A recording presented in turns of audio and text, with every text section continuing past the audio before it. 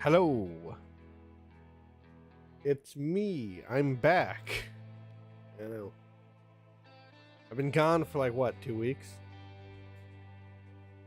Just doing,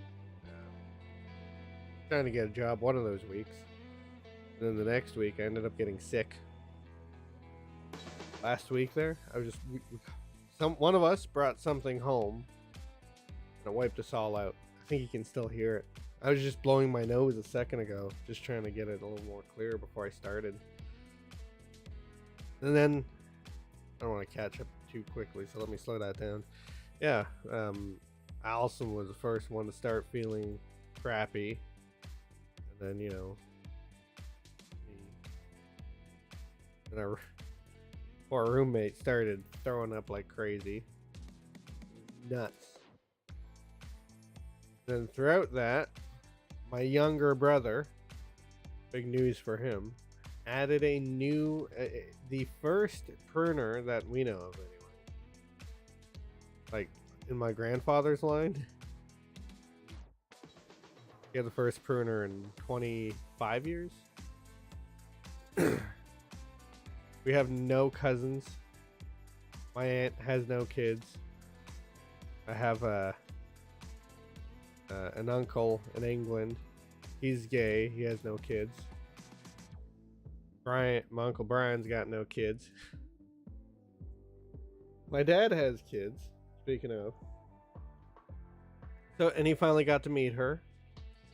He lives in Ottawa, so they had the fucking, pardon my language, they had the power knocked out of there. It's just, it was like a tornado. And I was trying to basically emphasize like how bad it was. They wiped like not everything. They got hit by a tornado. Like, it sucks. No. What I'm trying to get to is he was outside when it happened. Like, he wasn't in it. There's like a very direct spot you could be in a tornado, but he was outside in the weather. And thank you. Yeah, it's not really mine. The congratulations goes to my brother, but yeah, he's really happy. My dad got to go see her today because they had a tornado in Ottawa. He got to witness it, the power of the weather by being outside. They took refuge, him, his wife, and I guess one of her friends. They had to take refuge under a kiddie structure because he was getting his car fixed. And then today he came out to visit my brother, I guess. And it's nice. He's happy. I almost said he's happy finally. He's happy that he finally has his little, he's probably going to be calling it sunshine or something ridiculous like that. We used to drive to Ottawa, and he used to talk about having a daughter. He'd be like, I'm going to meet me and your new mother. We're going to have a daughter. And every so often I just look at him and be like, oh, thank you for talking about replacing us, just to try and get a rise out of him. It hardly ever worked. He'd just look at me and be like, yeah, well, I failed the first time around, especially the second time around. It's like, oh, thank you. But he wanted to call it Sunshine. So I guarantee you he's probably going to nickname this thing Sunshine or something like that.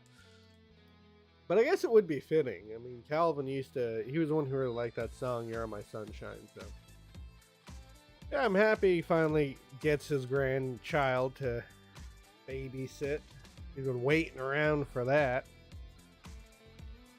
So other than that, it's just been a long 2 weeks while we sit around fighting off this gross ass cold. I got to see my brother a couple of days ago, though I gave him like 15 feet berth. And I never do that. I shouldn't really say that, but but because he has a newborn, I'm like, no. And he was all excited to talk to me too. He like pulled over and everything. I'm like, dude, I'm sick. Stay over there. I don't want to pass anything on to your child and be the reason that. He's like, no. I'm like, dude, he's like, okay. He was just going to get something for his wife there. I don't know what it was. I don't remember. I don't want to say I wasn't listening because maybe I wasn't. I just forgot. But he seems good. He's excited. He hadn't eaten. I remember he had said he went to eat like the night she went, and then he had just been going nonstop, and he never got a chance to sit down and get a fresh fresh of breath air. And what's that from again? Catch me a fresh of breath air. Anyways, yeah, never got a chance to get a fresh of breath air. And the next morning he went to eat. He couldn't eat. There was lunch, he skipped that, and then for supper, oh yeah, that's what it was. It was almost an entire day before he ate, and it was a spaghetti. They served him some sort of spaghetti at the hospital, and apparently he loved it. He went crazy for it. I really wish I could have been there. Normally I was there for my friend's birth, the birth of his first kid. I was there for my older brother's birth of his first and second kid, and normally I'm just there, you know, not in the room. I'm there with them, because I don't know why none of them, like, I always thought the man was supposed to be in the room and just supposed to stay planted there. Neither of them did that, and so I figured he wasn't going to either. But he'll walk off without even knowing it, and he did. Obviously, he went home, and he's like, shit. He's like, I wasn't supposed to leave yet, so I got to go back to the hospital. And we all know where to park to avoid fees, so he just kept getting distracted, going back, never getting a chance to get that fresh of breath air. He got it before I saw him, obviously. He looked so happy though, grinning from ear to ear, and she looks like him, Madison. I probably shouldn't have said it just like that'll blur it out later, obviously, but we're kind of all excited here. I'm sure he won't mind. He's got it all over the place. But yeah, we're all excited here. Photos are something I know I'm not going to show, that's for sure. I know he won't be happy with. But yeah, giving us obviously making everyone ask Allison and I, when are you? It's like, well, you know, when we're ready. You see the state? Like, yeah, sure, I could just paint that. That's why that doesn't really bother me. That's just paint over.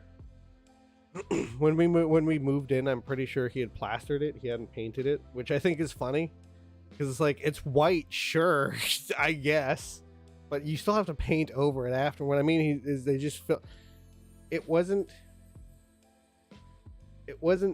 filled in with plaster enough to make it flat or anything. It was just filled in with plaster that the grooves were still there. So she basically just dug that out, and just by pawing. She doesn't even dig to get out.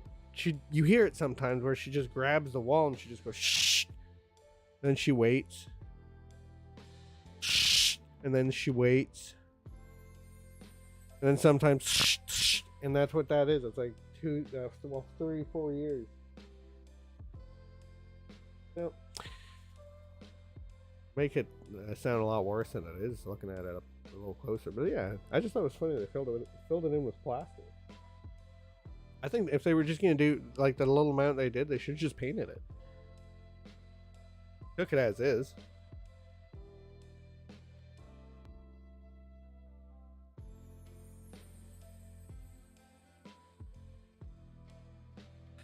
Okay.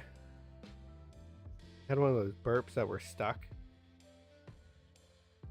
What are we, 20? So yeah, I hope everybody's doing good. I'm feeling better. We just scarfed on chicken noodle soup. I know store-bought isn't the best, but I cook all the damn time. I ain't cooking it. Even if it was just placebo, it's better than nothing. Plus, I'd rather be boiling hot from a soup than the friggin' freezing that I was. And I don't know what the hell's going on with the weather, but it was cold for 3 of the days and hot for the other 3, like of 6 days that we were sick. One night it was just freezing, I kept having this back problem where I couldn't sleep because it felt like I had a needle stuck in it. Kept shooting up out of bed. Last night was the first night we actually got to sleep properly, and I didn't know the cat was in here. And I shut her in, and at one point she was just screaming. She was screaming and crying. She was locked in. She can open up the other door, no issue, to the other room. She just pulls it and pushes it, and she's good to go. This one, she was all helpless and defenseless, and she needed just a little bit of a nudge. That was all. Poor thing. We love those animals, but they're goofy as all hell. Like, I mean it, man. So yeah, that was a summary of my last 2 weeks. I didn't get a chance to do anything in WoW. Every time I'd start playing, I just get dizzy and headachy. I just played that vampire game for like whatever chance I got to. Yeah, she was so sad sounding. She was pawing at the friggin' blanket too. She wasn't jumping into the bed. She was standing on the desk next to the bed, just pawing at the blanket. Like, come on, guys. I'm stuck. I'm little. It's like you're an idiot is what you are. One, you're not even supposed to be in this room because the amount of times you've ruined things, which is weirdly stopped. So you're lucky there. Two, it's not my fault you think you can open doors and you think this one's magically locked, you little thing.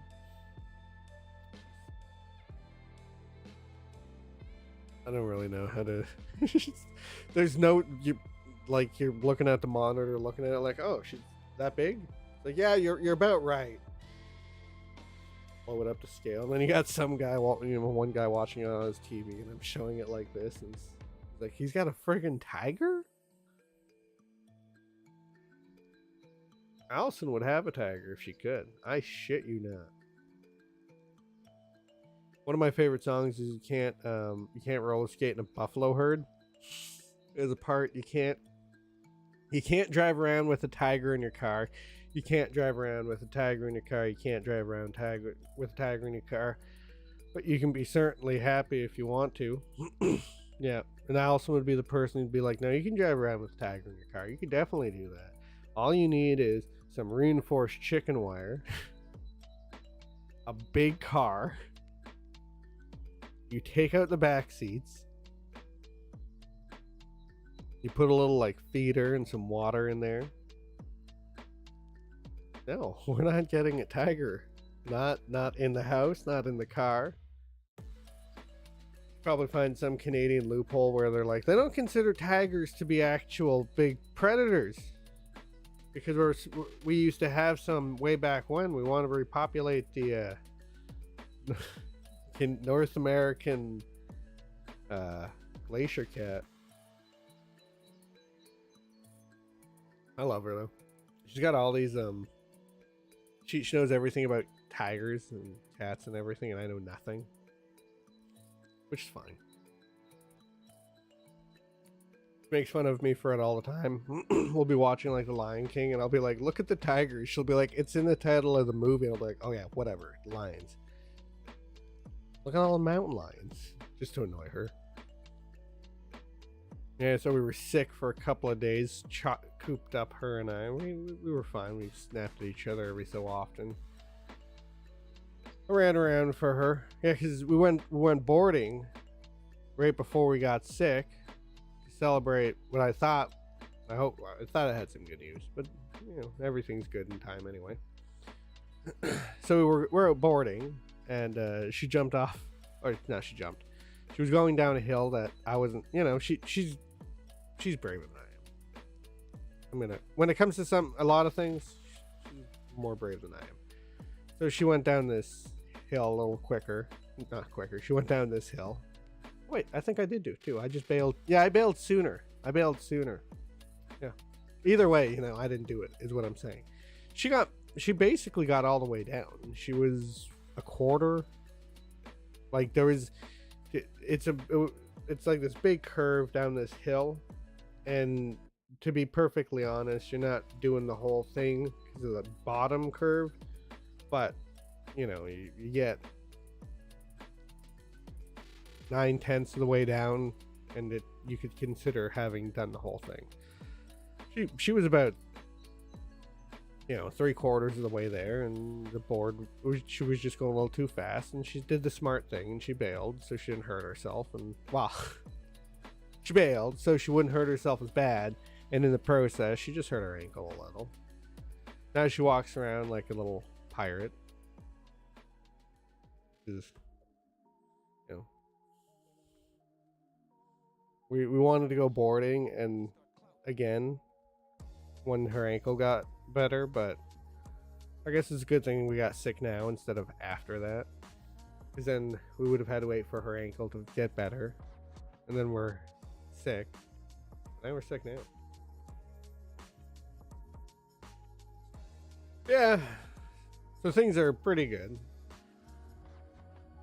Hope everything's good with you guys. We're gonna get into this, starting with I was just browsing Twitter before I, you know, going live like I normally do, finding stuff to talk about. It didn't take very long. For example, there's this how do I there we go. I haven't done this in a while. I forget how. So, self-defense. Why we shouldn't be talking about it, you know. Yeah, let me find a better place to start, because when it comes to self-defense and home defense, don't break into somebody's house. That's it. They have the right to protect their family and their stuff.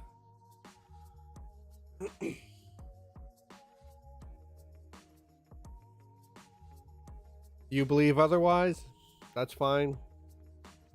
I don't think you'd I don't think you understand crime that well then, because they're not going to stop, and criminals, especially ones that get off on the thrill of it, will only, you know, escalate.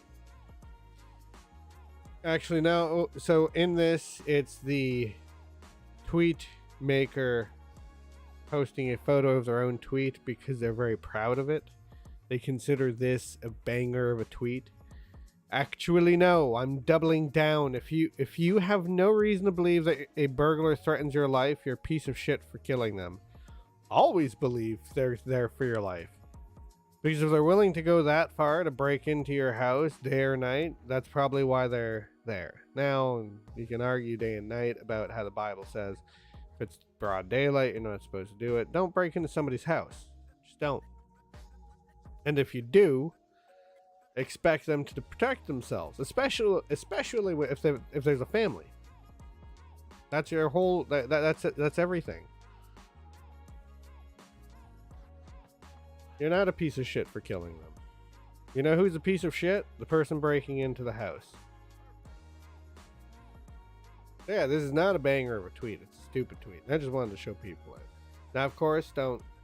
There is to never be any hate towards anyone, but it's a stupid tweet. It really is. You should look.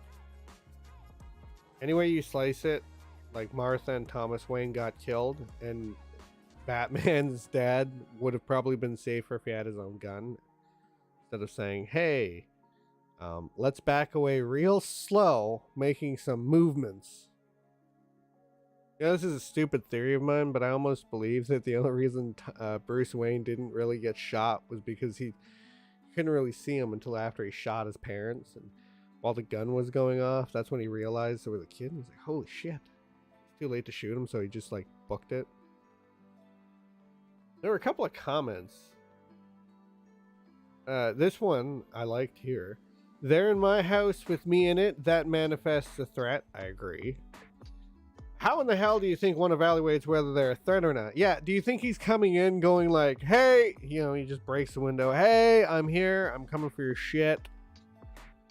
Not here to hurt you." It's like, oh. But if you get in my way of taking your stuff that you've worked hard for and paid hard for, then I might attack you. It's like, no. This one was stupid. I support the right to own guns for self-defense, but I've never extended that right to the right to theft. What? That right to theft. Sorry, I just read it wrong. If someone broke into my home demanding money, I'd always give them money instead of shooting them, and none of my possessions are worth more than a human life. That's fine. I don't... I'm just confused as to why someone values my stuff more than their own life. That's about it. But yeah, one of the highly Christian things to do is if somebody asks you for your stuff, you give it to them. Of course, if you have it. And bit of a personal belief from that, because I'm still studying it, is it really has to do more with tyrannical people and tyrannical regimes. They're gonna kill you in the end anyway, so you just give it up, keep yourself. There will always be another day. But when it comes to just your common nighttime criminal, what's the line? Swing away, Merle. I always sleep at night knowing I value my possessions more than your life. Yeah. People get mad at this one. Yeah, see? I fantasize about gunning down someone in my house. I'm the good guy here. No, you're not a good guy for killing someone. The act of murder... Sorry, the act of killing another human being is just a big, huge thing. You're not supposed to kill anyone. Old, young, still in the womb, period. Oh, wow. I just mean like end of a sentence, right? It doesn't make you a good guy. What makes them a good guy is protecting their family, protecting things that the things they care about, the things they value. Being a criminal, breaking into a house, I'm sorry, but you're kind of just don't. At every moment you have a chance to stop. Even after you break the window, I'd say, because the person has to get up, go grab, get their gun, and then come and find you. So if all you've done is broken the window, sure, you might get arrested, but you're still not going to get shot if that's the whole point. And even after you break the window to get in, you can still leave. If the guy isn't like... You're also the world's worst criminal if you're breaking into the house with the guy standing right on the other side of the window. That's like me in Hitman levels of stealthiness.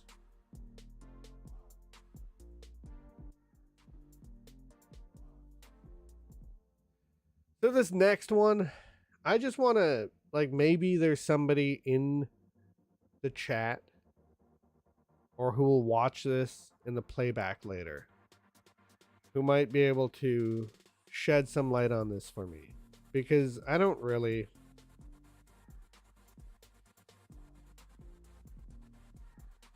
Groups are not interesting to me, and why things happen like that no longer, and things that happen at a group level don't really interest me anymore. When I was in high school and going into university or college, I really wanted to go into stuff like psychology and sociology, and then I ended up focusing on a very narrow aspect, and then I dropped out, and things happened. So when I see a group of people fighting, and it's always of a certain predilection, it's I just wonder, is there something happening at another level? Especially if we're not supposed to blame them. It's like, okay, so how do we get there as a society where there's so many of these videos? Just like there's no discounting that there is a rise in shootings. Okay, there should be also a rise in people having guns so that they could stop this from happening, but that's neither here nor there. So yeah, I found it's like the last 2 weeks, it's just all these groups fighting. This one's taking at it's a graduation. I think that's already too loud. Right? There's like a kid there. I don't play too much of it because it gets pretty crazy. The only thing the reason I'm confused is it's clearly been going on for a little while by this point, right? See? And it's just chairs. I say that like it's not an issue. It's just some chairs. They're just throwing chairs, man. It's not like they had a gun.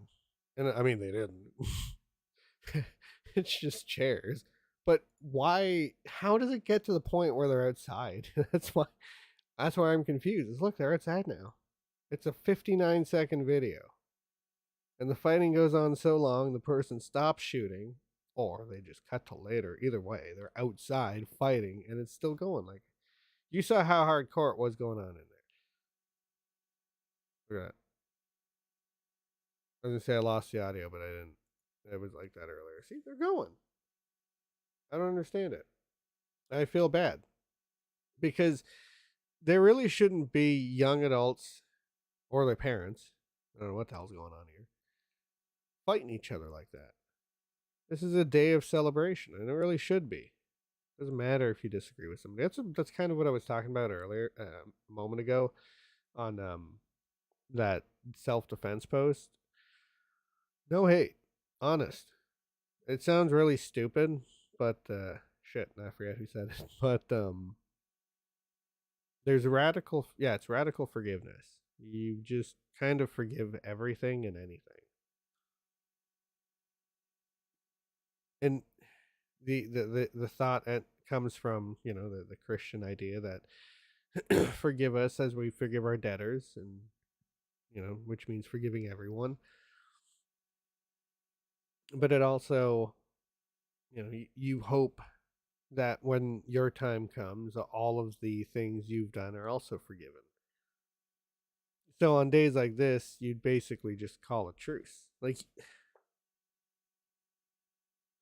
I don't normally,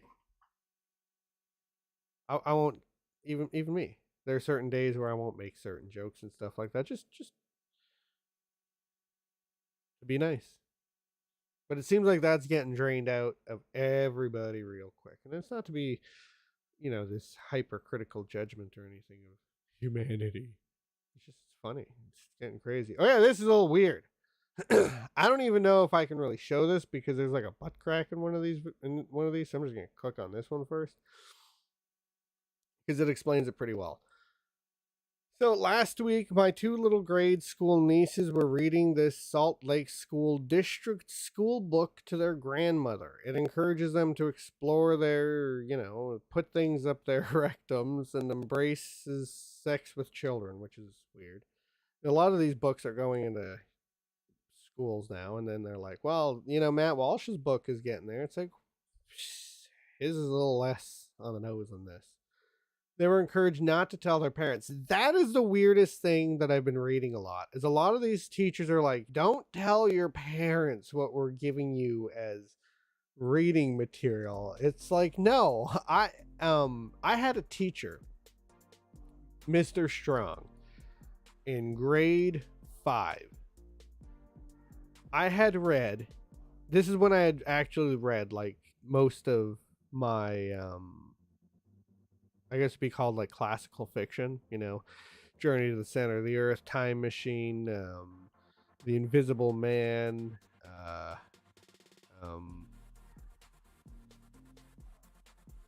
King Solomon's Mine. I couldn't remember the name of it for a second there, and others. Well, one of them, because he had a whole wall of books. One of them was Dracula, and me and this other girl, I had multiple copies. We were both talking about it. We saw it there, so we decided to go and ask about it. And he's like, "Oh, I can't just let you guys take that book." He's like, "It's a little too dark." He's like, "There's a couple more mature themes in there. I would have to ask your parents first if that's okay." And I'm like, I literally looked at him like, I'll just get it from the library then. And he just chuckled.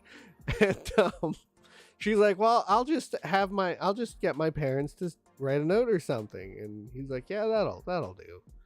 And she got one. And I literally never ended up reading it until sometime in high school. I bought a copy somewhere. I still have it somewhere. And holy shit, I'm glad. I'm not glad. No, I shouldn't say that. No, I didn't spend that much on that one. So it was a really nice copy too. But either way, it's not that. Bunch of journal clippings. Who wants to read that? Now, I will admit, no, I did read the whole thing. I was gonna say I didn't read the whole thing, but I had to do a project on it, so of course I did read the whole thing. The first time I read it, I didn't read the whole thing. And the second time I read it for a project. So didn't love it, so I don't remember it too well. But I know it's just like journal clippings and here, let me be a little more specific. So journal like diary, and then newspaper clippings. I don't know why, but because I was saying journal, and then I was saying journal because Le Journal de Montréal or whatever it was called. My grandfather used to be like, "Go get me the journal," and I was just having like a little stupid moment there, and like little notes. And when I finally got around reading, I'm like, "This is what people think." Like, this is nuts. This is there's a couple of fun action parts. Man, I hope I didn't make them up in my head. But there's a couple parts, I swear they described like the fight on top of a train and all that. Funny enough, I actually really like the sequel written by his like great grandnephew or whatever. Anyway, yeah. So this book here is they're pushing it, saying don't tell your parents. And I had a teacher who's like, you can't read Dracula without parents' permission. My cocky ass was like, I'll read whatever I want. And to be perfectly honest, if my teacher was like, that's a book, but your parent can't read it, that would be the quickest way for me to read that. Now, of course, I think I'd agree with the judgment, because I read this bit earlier and it's pretty weird. It is weird. So speaking of weird woke ideas, somebody either doesn't remember what character they were playing, or they weren't really explained it well. Jurassic Park is one of my favorite films and books. It had a lasting effect on me, film wise. I compare a lot of films to it because we had it on VHS, so I would just watch it, wait for it to hit the end, because we had one of those ones that would do the quick rewind. Broke eventually, and I didn't know that not all VHS did that. And my mom laughed at me because I'd get to it. I'd be like, what the hell is this piece of shit broken? It's just spitting this stupid thing. She's like, they don't do, newer ones do it. And it's like, what do you mean newer ones? She's like, and first off, I didn't even really, VHSs are just big black boxes to me, so I don't know what that, they all look the same. And all of ours were black. I know they come in different colors. Like, well, Granny and Grandpa have one. She's like, well, what? You want to wait to go there to use it? You'll still wait. Anyway, I love Jurassic Park. I watched it all the time. I'll put it on even at home, just randomly. I'll put on the music. That's how much I love it. So, I've even read the book, which is why I'm a little confused by this line of thinking by Laura Dern, who played Ellie, opposite Sam Neill's Dr. Grant, right? So, Jurassic Park stars Laura Dern and Sam Neill question appropriateness of age gap in their on-screen relationship. First off, kind of weird that the woke, who are normalizing,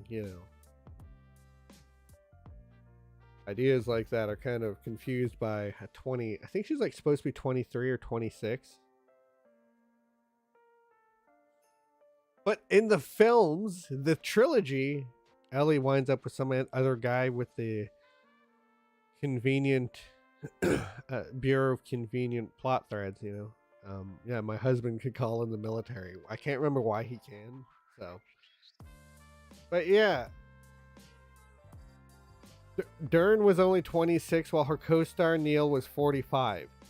In light of this age gap, while promoting their upcoming third appearance in the series and first appearance since 2001's Jurassic Park 3, which I liked it. I had fun. I'm 20 years older than Laura, Neil exclaimed. Yeah, you are, which at the time was a completely appropriate age difference for a leading man and lady. And it's literally part of the book. Like, give me a second here. I don't have the book anymore. We were listening to it on audiobook with Allison. But I need to get all my old books.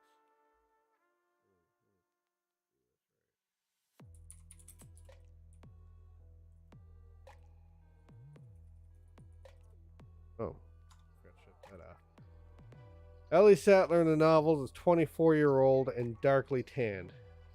So she's 20 what? Back then? 26. So she's 2 years older than the character was in the books. And I'm going to assume Hammond. Grant. Dr. Grant.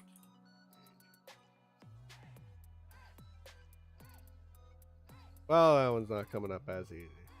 But we could assume because he's a professor and he's got field experience, he's got to be at least 40. You can even put him at 60 if you want to be creepier. She's got the hots for her grandfatherly paleontologist professor. It never occurred to me until I opened a magazine. There was an article called "Old Geezers and Gals." People, that's hilarious. People like Harrison Ford and Sean Connery acted with much younger people, and there I was on the list. And I thought, come on, it can't be true. How?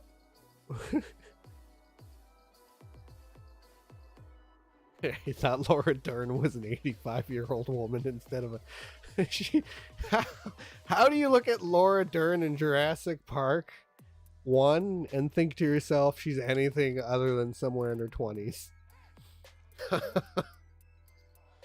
That's funny. I'm sorry. That can't be true. I'm not 20 years older than her. Don't you see her? The entire time he saw her, he thought he saw this. Like what she looks like there. Which, by the way, she looks way better there than she did in friggin' Star Wars. Dern echoed the sentiment that this casting was completely normal at the time, asserting while it felt completely appropriate to fall in love with Sam Neill. Ooh, Jesus, Murphy.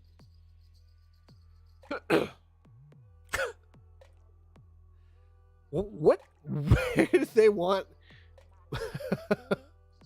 What did they think? That a seasoned paleontologist with all of his education is 29? Wow.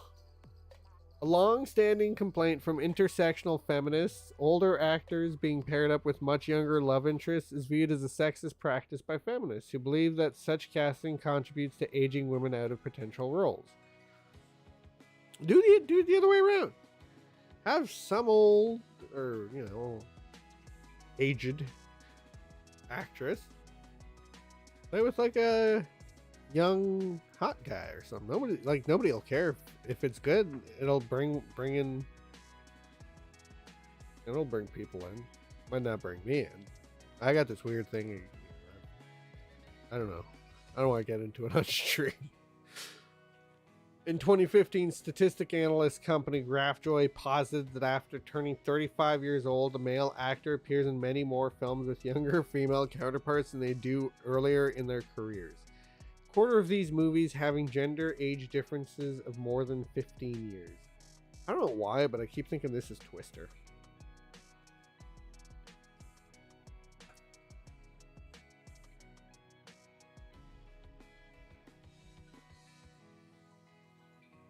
Oh boy, Maggie Gyllenhaal. She's like the one actress who I just can't stand her in any movie. One actress to level such a complaint was Maggie Gyllenhaal, who in 2016 claimed that she was turned down for a role at age 37 because she was deemed too old to play the love interest of a 55-year-old man. You know what? It was probably because you're not as good as your brother. I'm 37 and I was recently told I was too old to play the lover of a man who is 55. Well, if he was supposed to be like a 25-year-old lover, like she was, like the girl's supposed to be 25. Unfortunately, you look like those really old, what are they called? Like, I don't want to say drug chic from like the 80s, but there's like really skinny girls who smoked and did a lot of drugs so that their fashion designer could save on fabric. which is weird. We'll make them spend a lot more in drugs so we could save on fabric. 37. I was told recently. I was told. Yeah, I just read that. Jurassic World Dominion opens and nobody cares. I'm not going to. The worst part is I'm excited for Dr. Grant and Dr. Ian, Dr. Malcolm, to see them in film again. And I am for Ellie, but the little dude who watched those movies, he's like, it's the dinosaur guys. I wasn't old, like I was a little kid. That's why it's like, yeah, she looks like an adult. A very young. Yeah, see, look at that. She looks like, she doesn't look. They're meant to be basically 20 years apart. Oh, I'm so confused. Like, how the hell did you not think she was? Why did you think she was older than 30? Good God. Okay, this is creepy. So, a couple of years ago, I was sitting around on YouTube and it didn't push an ad, but there was an ad and it shocked me. It was for a chocolate, I think, and it involved, good golly, what's her name? Audrey Hepburn, back from the dead. And they had CG eye appearanced her into this commercial to sell this chocolate. And I like to call it digital necromancy because they're dead. They didn't. I don't care if you signed a thing with their estate. Let them be. And I don't want to hear anything about movie. No. That's fine. That's not the same thing. They did that movie when they were alive. They said yes. They actually said yes. So, and speaking of Stan Lee, this is actually the Stan Lee song from Akira the Dawn. Something about superheroes. Another one was a voting ad that swayed heavily towards gun control and the people who favor gun control. And it was creepy because the parents allowed the use of their dead son to speak. Whether he agreed with those sentiments or not, I don't know if he agreed to, being digitally revived and used to speak. So now they're going to do it to Stan Lee. Marvel licenses Stan Lee's likeness. New deal opens door for CGI appearances of legendary creator in Disney theme parks and future MCU projects. That's weird. This isn't too bad if it's like a haul of him. But this is weird. This is weird.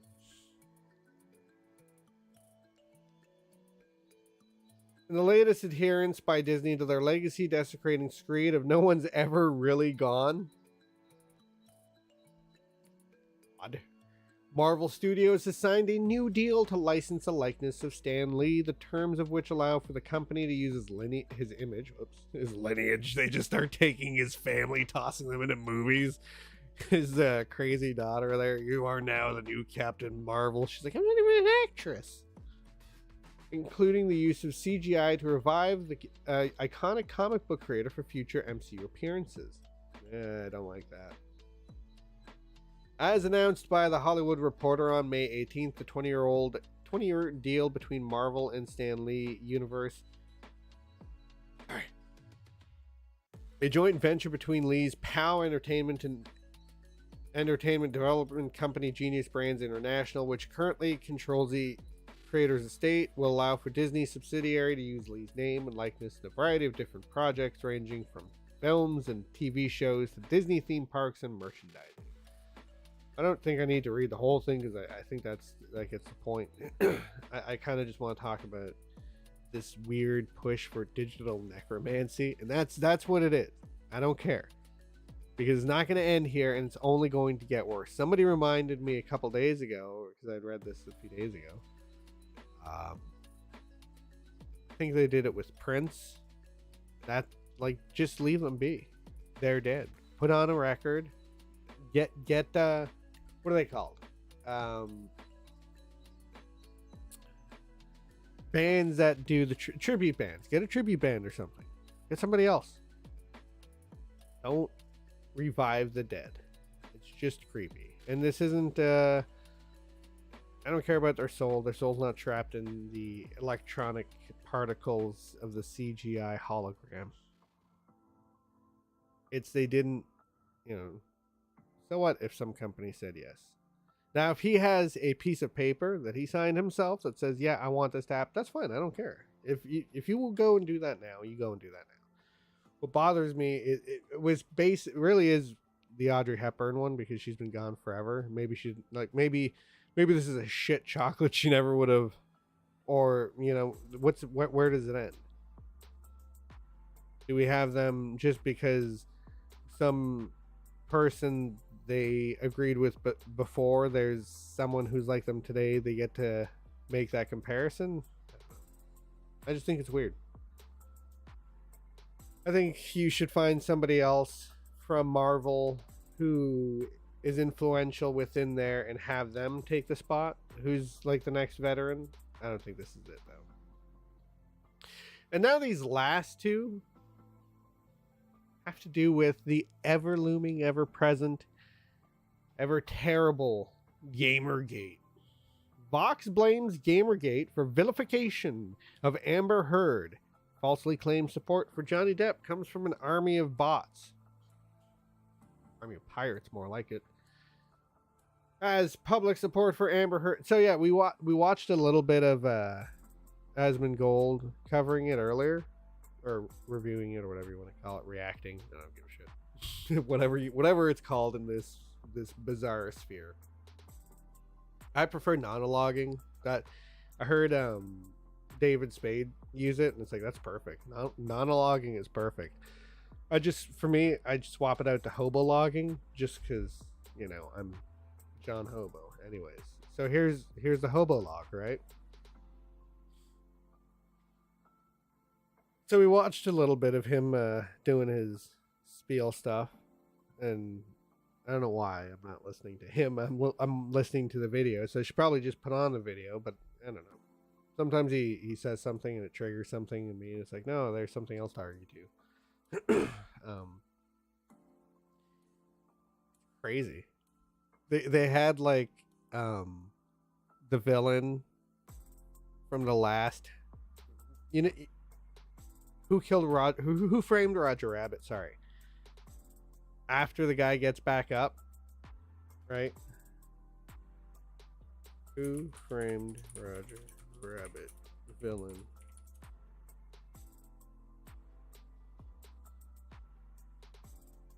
Right? Like, he started to look like this at one point. This is really weird. That's what I had thought of. Other people are saying looks like he's gonna hit 88 kilowatts per hour or whatever. As public support for Amber Heard continues to rapidly dwindle with each new day of testimony presented in the ongoing defamation suite. I actually wanted to pull up the article itself. I just found that, so I left it up. Then this way we can link it all around. Oh, this is a Wayback Machine. That's fine. Why the Depp Heard trial is so much worse than you realize. A lot of these big news source companies that have been changing things a little too often and too quickly. It's kind of weird.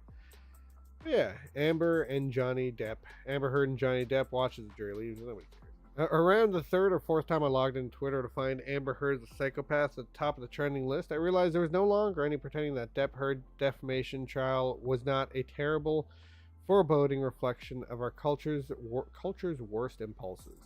The media has covered the degree to which this trial has served as a referendum on the Me Too movement and a siren call to domestic abusers. No, the siren call to domestic abusers was COVID.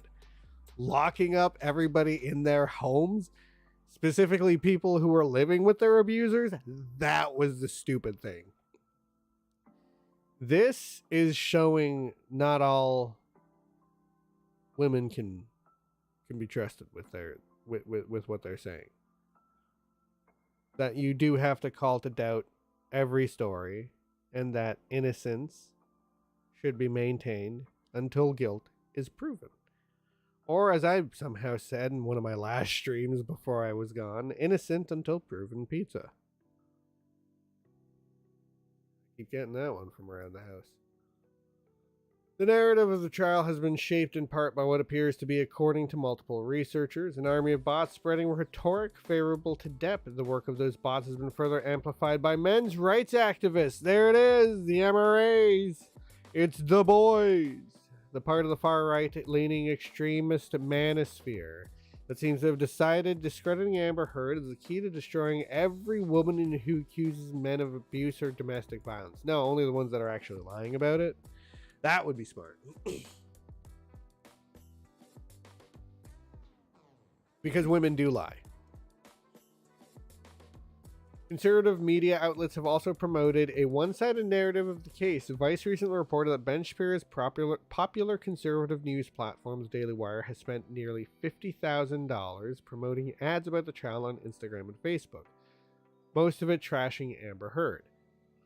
The presence of these bad actors, if anything, only exacerbated the vitriol Heard has received within the mainstream. It's Ben Shapiro's fault. I wonder if he knows that. He's probably sitting there with Jeremy Boring. They've got Matt Walsh and Michael Knowles, and they're all just sitting around that little table smoking cigars, just trying to come up with ways to spend money on defaming Amber Heard. That's all they're doing right now. They're not worried about that movie. What is a woman now? I could just imagine what's going on at that table too. What do we write about her? We call her Amber Turd. Not doing any I was gonna try and do a little voice, but I no. Can't right now. Trial memes, almost universally weighed against Heard, have taken over every corner of the internet, from TikTok to Twitch to Etsy. Even Saturday Night Live has lampooned what have been portrayed as the many excesses and absurdities of the trial testimony, and social media users have similarly found the trial ripe for parody. Of course, it's hilarious. On TikTok, for example, totally unrelated accounts seem to have given themselves over to full-time Depp Heard trial mockery, to the point where the actual substance of the testimony seems completely irrelevant beside the need to mine the proceedings for entertainment. Why else? Why else would we be watching this? Otherwise, if we don't laugh at this, if you stop and you think about it, it's two rich people who are just fighting about the fact that one like, any way you slice it, they're both friggin' drunks who like fought with each other. He at least did yell, and he wasn't an angry person. I don't think he ever hurt anyone. You can be an angry person and never hit anyone. It's weird. They just kind of like thrash around like a drama queen or something like that. And they're just dramatic the whole time, and they just never do anything else. It's like, just sit down, please. Like, if you're gonna yell and you're not gonna hit me, just sit down then. Shut up. Otherwise, do something else. You're just being dramatic. Sorry, my nose is starting to burn up there.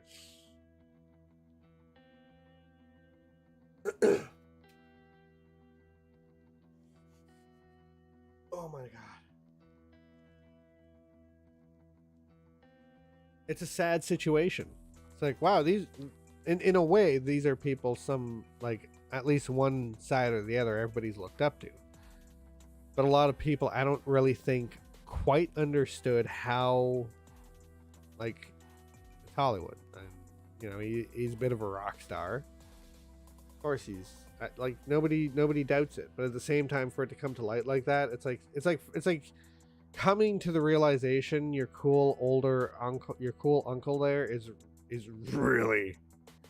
really drunk all the time. And it's like, oh my god, maybe he isn't really as cool as I think, right?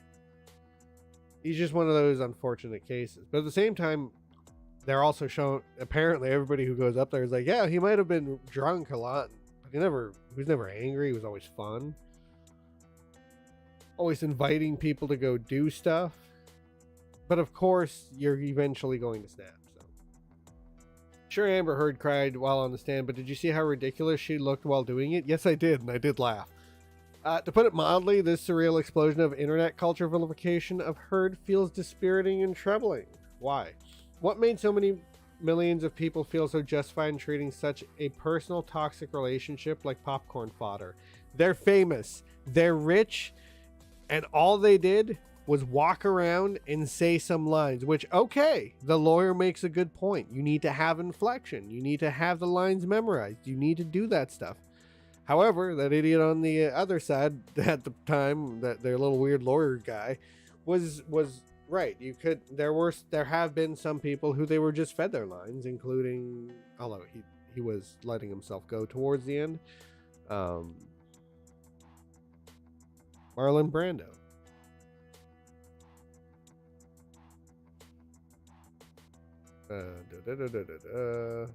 So yeah, nobody, like, it sucks, but if it's being televised, I don't know why, but it is, and this is going to happen. But people, like, no one's going to go. They could televise Joe Blow and his divorce or whatever, equal scenario for his wife Jill Blow, and nobody's gonna watch it. Nobody's gonna give a shit, because they're gonna look at it and they're gonna be like, this is just sad. It's just two poor people fighting each other, and they seem to really hate each other. At what point before the bot armies and men rights activists poison the well of discourse around this trial could a reasonable assessment of the evidence and the facts have been made? Did that point ever exist? So are they calling into question the whole trial?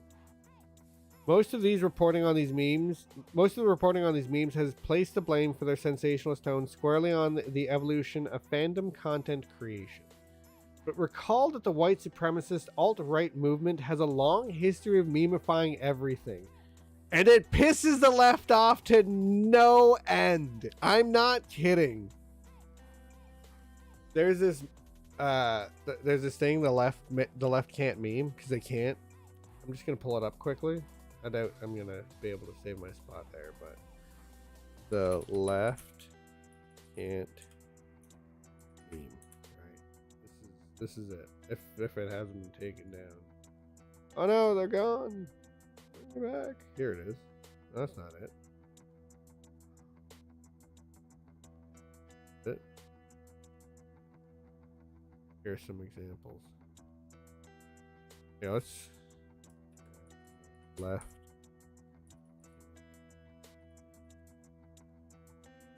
That's not it. Oh, maybe they did get knocked down.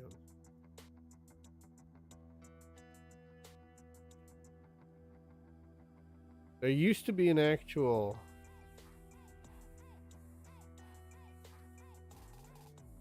there used to be a Twitter. That's weird. I swear, just saw a post from them not long ago. But now I'm sad. Anyway. Yeah, the left can't meme. And when they try, they just come up with like hypercritical and mean points. Because they don't do anything. Very little is done with love on their side.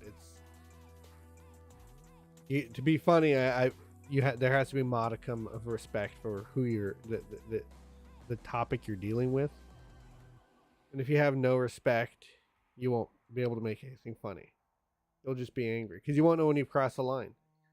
They want to normalize and legitimize and keep in the forefront of your mind the alt-right latched onto this case as its bulwark long before fandom and the internet at large did. By now, after years of political disinformation campaigns, we're used to social media's natural ability to contort reality. Yeah, just like when they made the Biden laptop story just not exist in reality for a couple of months because it was disinformation. Or the mules. Although I probably shouldn't mention the mules, the 2,000 mules. might get in trouble for talking about 2,000 mules. And if you're wondering what that is, go type in 2,000 mules into your Google search bar and you'll find out. Or I could talk about it there in a few. I haven't watched it. I just testing that. Again and again over the course of this trial, basic human... Oh, I think I skipped something. Yes, I did. By now, rarely, however, has it bent this far. Oh my god, it's just a court case. Like, they're both assholes, basically. Oh my god. For this many people in service of something this vile. The things she did and the things he did were pretty vile to begin with. Like, okay, he never beat her. Okay, fine. But apparently he had a bit of a mouthy temper, and that can be a bit of an issue. Like, I feel bad when Alice and I get into a little rouse like that. Again and again over the course of this trial, basic human empathy seems to have completely flown out the window. No one cares. Isn't this one of those eat the rich companies? Shouldn't, like, they should basically be saying the same thing. Like, both of them deserve, you know, what they're getting now. Stop marrying for a status symbol. Marry because you want to be with this person for the rest of your life. More than that, nuance feels impossible. There doesn't seem to be room for even the reality of the situation. The contours of the abuse were well established before the 2018 opinion column Depp is suing over was published. The basic facts of the case have gotten their day in court once already, having been heard in a British court in 2020, with the judge finding in Heard's favor. I don't care. Especially a British court. I don't give a shit. They do not seem to matter to people who would normally care about facts, truth, and nuance. No. Because you can still be unfairly punished. Just look at the lady who wrote The Lovely Bones. She was raped, but she put the wrong guy behind bars. Right? You can still have injustice carried out when you think it is justice. They do not seem to matter to TikTok creators who sees every chance to parody a tearful her, turning her objectively harrowing trial a testimony into a farce of over-the-top fake weeping. Well, you know, tell her to stop doing it. The facts do not seem to matter to any of the people who have gleefully latched on to the... Holy cow. This goes on, doesn't it?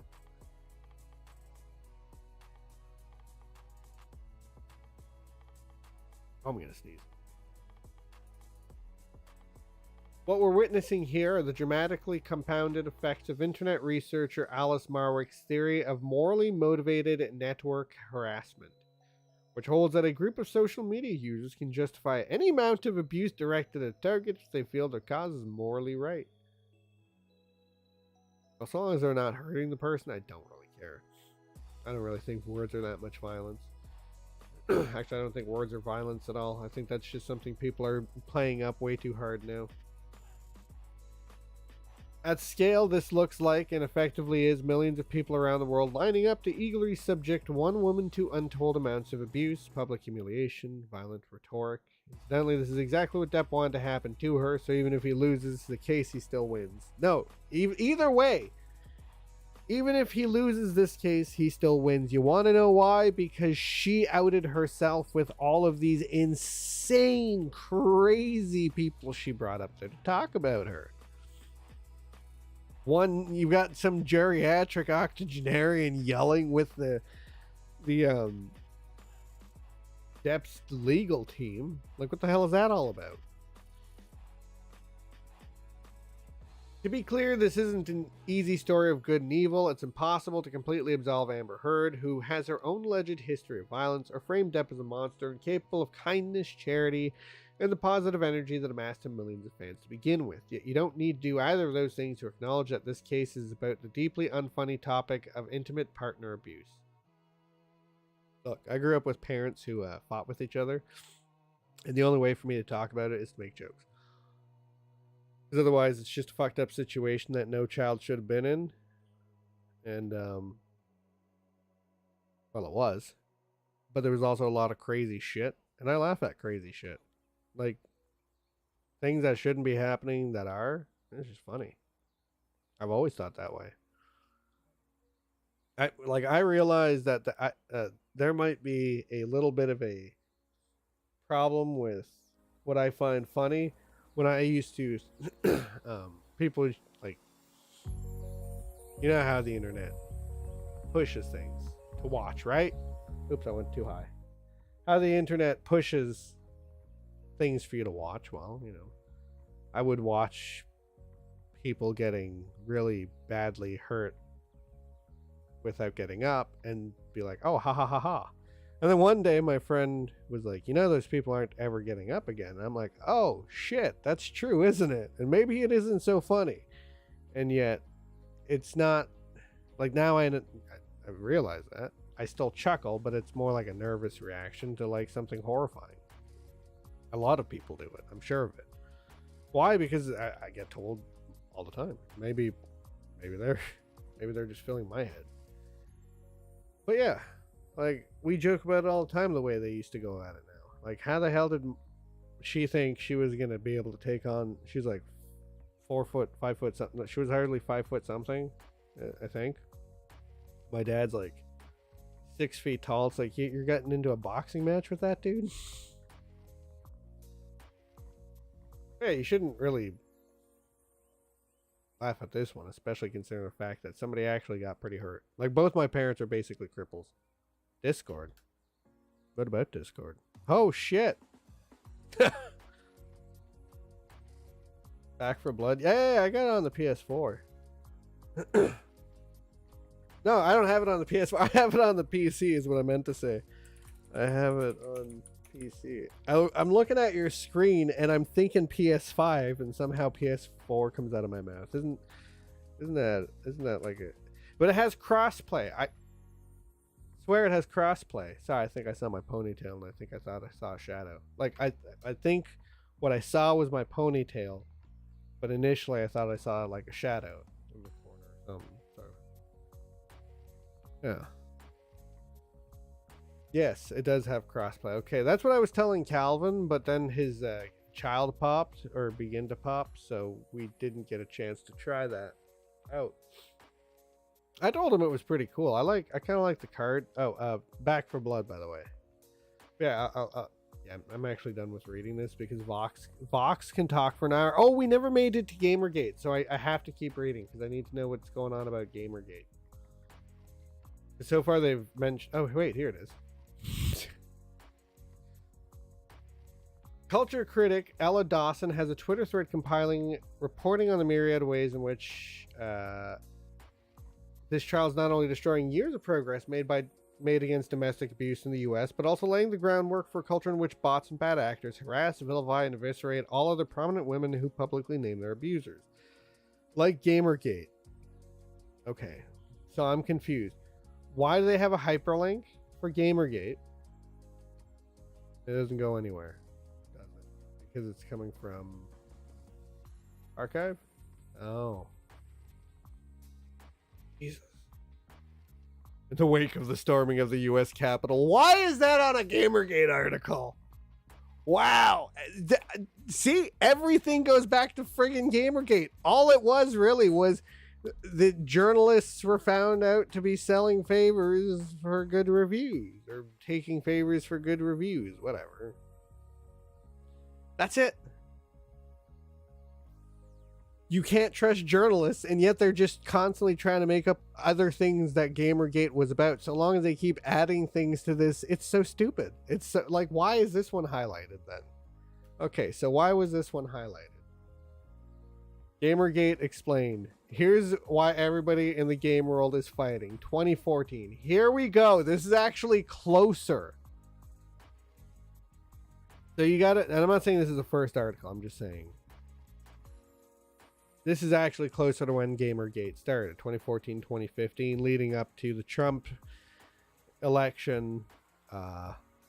Because I don't know I don't know why or how it's related, but when people realized that journalistic integrity in video gaming was out the window, everybody was like, well, maybe the rest of the journalists are fucking liars too. And it's like they are. That is why we moved. I had heard somewhere, and I might be wrong, that one of the reasons Americans did the whole leaving Britain thing was because you can't really sue their press if they make shit up about you and ruin your entire reputation. Can't out in America, which is pretty useful. Yeah, ethics in games journalism. There's ethics in journalism. That's it. Gamergaters argue that the focus on harassment distracts from the real issue, which is that indie game developers and the online gaming press have gotten too cozy. People and the press have gotten too cozy. This is not different. Like, I just think we're going, holy crap. Like, Johnny Depp's court case has to do with Gamergate. The January 6th thing has to do with Gamergate. Russia has to do with Gamergate. What the hell doesn't have to do with Gamergate? Always blame gamers. By the way, it's your guys' fault the world is falling apart. If you gamers weren't such POSs, if you weren't such degenerates, we wouldn't have shit like Donald Trump. We wouldn't have shit like a Putin. We wouldn't be fighting in Ukraine. We'd have all the baby formula we'd ever need. But gamers, alt-right gaming. Alt-right gaming is the reason why there's no baby formula. And that's because of Gamergate. All right. We got to Gamergate, but let's go a little further. That, above all, above the TikTok cat memers mocking Heard and Saturday Night Live dismissing the whole trial as for fun. It's what's absolutely jaw-dropping here. This trial, which amounts to a simple yes-no question over whether Heard had the right to call herself a victim of domestic abuse in a single sentence from that 2018 piece, has somehow united far-right misogynists. There it is! With the middle-of-the-road liberals and geeky progressive fandom acolytes of Depp. Middle-of-the-road liberals. Look at this. They're going after their own again.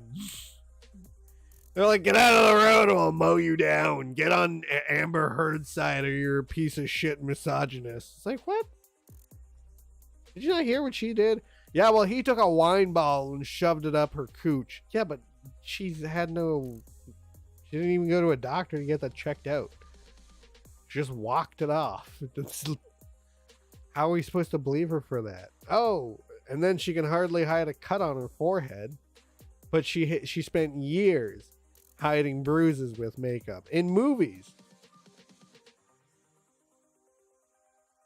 People who have spent the last decade hashtag believe women, fighting online harassment campaigns, and especially resisting white male supremacy, have over the course of this trial crawled into bed with the vilest kinds of internet refuse, at least 11% of whom don't actually exist.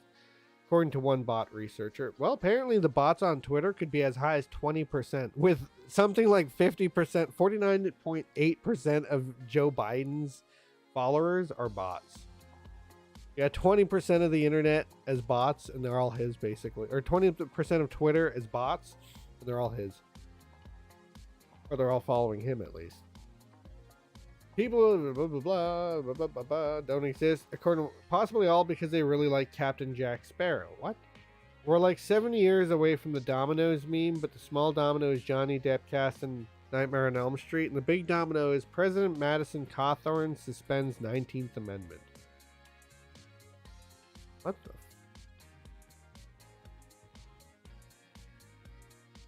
So Johnny Depp got cast in Nightmare on Elm Street. What's the 19th Amendment? Is that like the crack pipe one?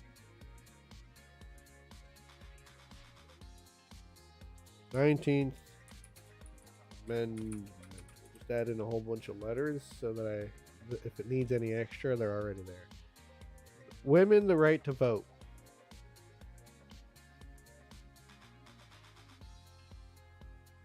So it's Johnny Depp's fault that women will lose the right to vote? That's pretty hardcore. granted women the right to vote. What a stupid thing to say. Johnny Depp being in Nightmare on Elm Street leads to... That's the weirdest butterfly effect argument I've ever heard. The sheer volume of this cultural takeover by Depp acolytes has created a seismic value shift to a degree that may be unalterable. Trial watchers seem to be welcoming misinformation about the trial while doing everything they can to reject or undermine actual documented facts of the case. Some arguments made against Amber Heard sound like QAnon-level conspiracy rabbit holes. Amber Heard's trial outfits, for example, have somehow become a sinister narrative in which Heard is a manipulative abuser attempting to rattle and intimidate Depp by mimicking his own trial suits. No, not his suits. The people who are coming in. And Dr. Evil. I don't understand that one. I think that was her attempt to get out of there. Like everybody's head with this idea. And then she just picked the one thing that she should not have picked. This trial has accomplished what our enraged, paranoid, ideological fringe could not. A complete dismantling of the ideological breakdown that has divided us politically and the general public acceptance of a narrative created and controlled by bad actors and far-right extremists. Wow, this guy really wrote with his ass, didn't he? The Depp Heard trial has refined the Gamergate playbook. Oh my god! Damn! Every time it just hurts to see it. That's all. It's like I was actually blissfully unaware to half the shit on the internet until 2014, 2015. I'm gonna be honest. Wow.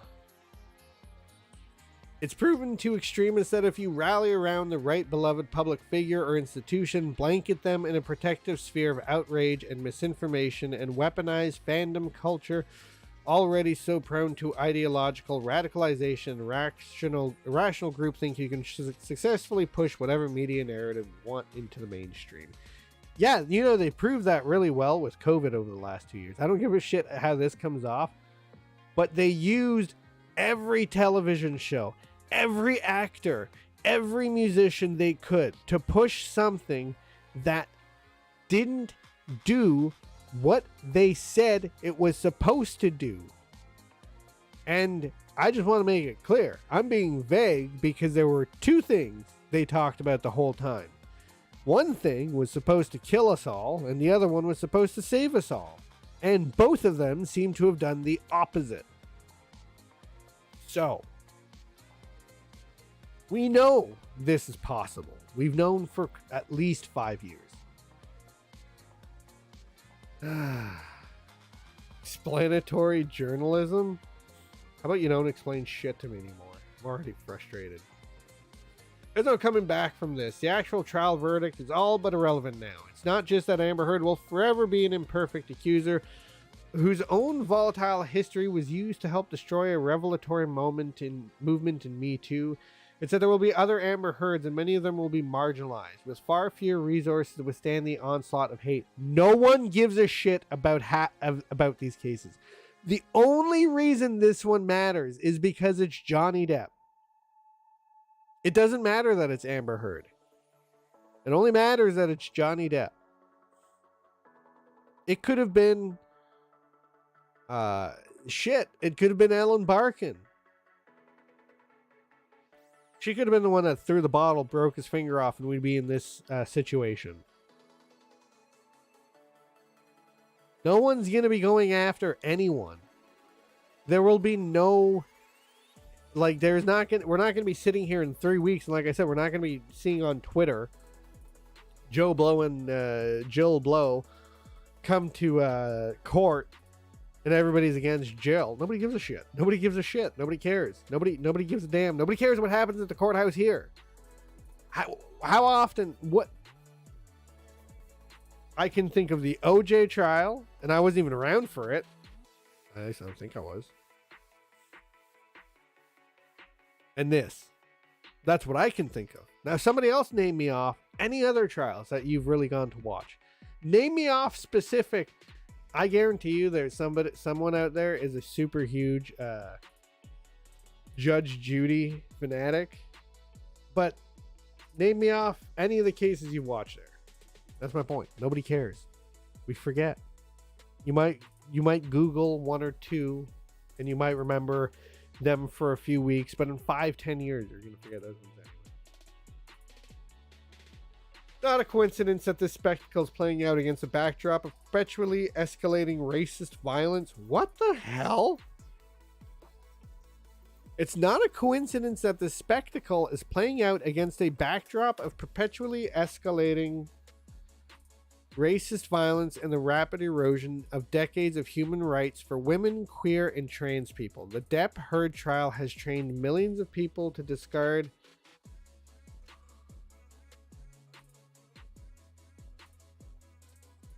The Depp Heard trial has just trained millions of people to discard their own empathy, their own rational judgment. See, they're basically saying whoever agrees with Depp is putting their own rational judgment away. If they were just to be rational, this must have I don't care. It must have been written by a woman. You're not being rational. You're not being just be rational for 5 seconds.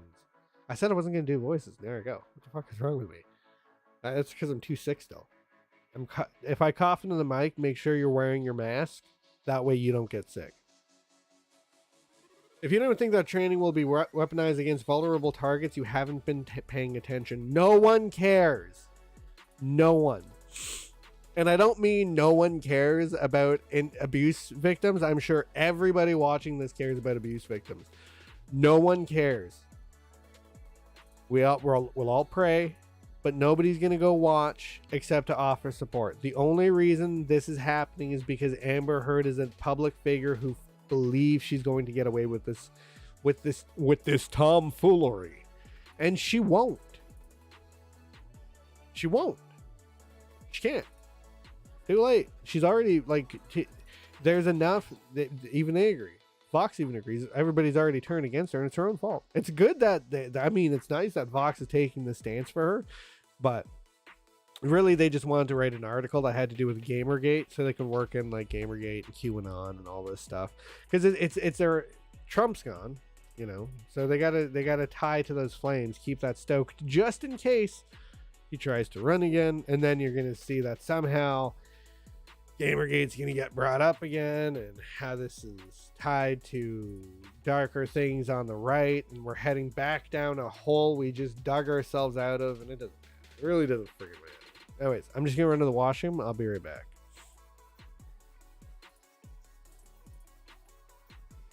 Give me a sec.